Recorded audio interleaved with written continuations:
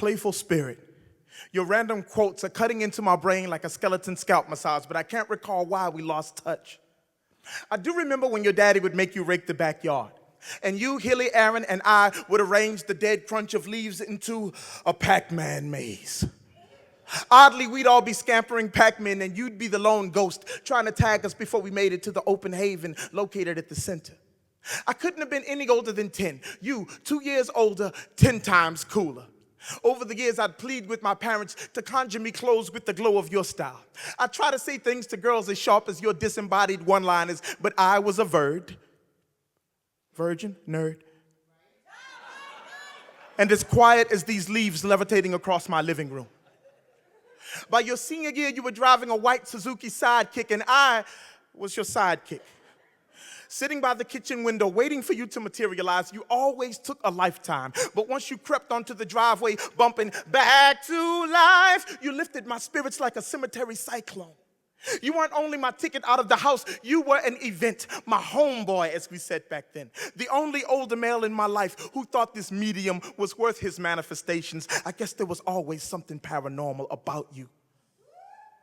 We'd go to DJ a party or to Sean's to record or to pick up Jared so he could hang out your window and throw ketchup packets at stop signs.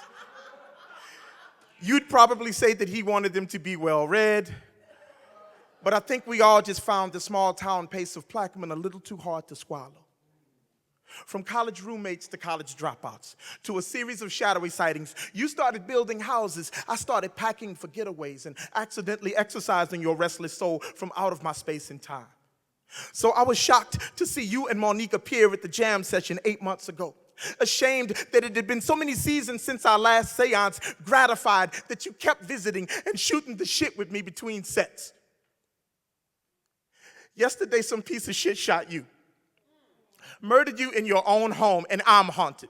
The double exposure of my hemispheres is plastering your image over all that is calculated and creative. Recalling your comedic quips has crafted a chorus of cackles that I can't cut off, no matter how fast I kick. You are the vapor trail, tugging at my shirt tail, but some weak breeze has blown away my center with a blast through your chest. And it's too soon for me to write about how lucky I was that you entered my life when I feel so invaded by your exit wounds, so I'm sitting next to a window, shivering in the fear that you've forgotten to free your home.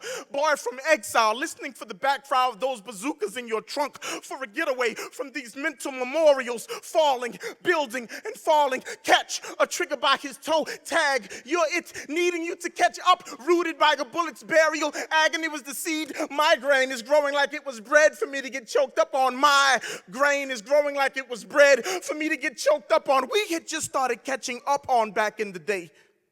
So carpenter, build me a haven away from now, because Pac-Man can't walk through walls, and you already have.